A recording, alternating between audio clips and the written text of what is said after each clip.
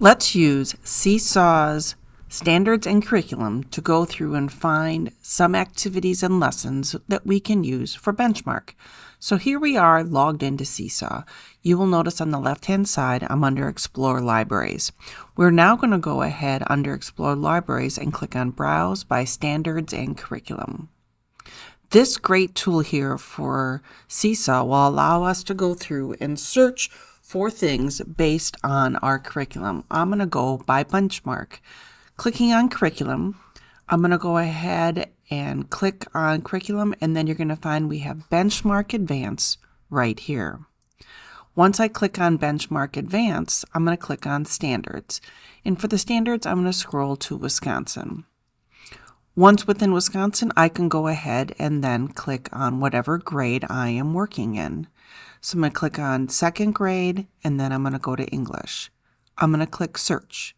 This will take just a moment for it to go through the expansive library of activities and lessons already created within SeeSaw and correlate it back to our standards within benchmark. So just sit back and wait for the magic to go through and give you activities based on the unit that you are in benchmark. Once the list pops up, you will see right here that for second grade, it is divided by unit. So I can go ahead and just scroll down until I get to the unit that we are working on. So I'm going to go ahead and scroll down to unit 5.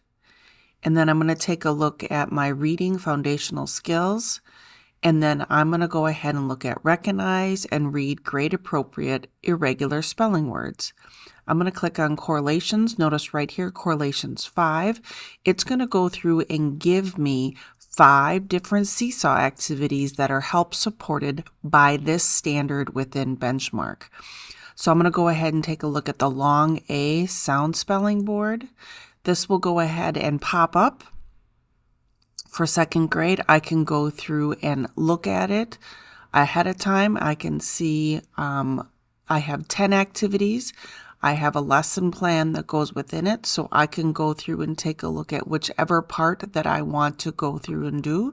So if I wanted to go ahead and share this one within my class, I could go ahead and share it with my team, as well as I can edit it, make some changes, and then post it to my students as well within as an activity. So exploring the library and going to your curriculum standards will help you find things related to benchmark.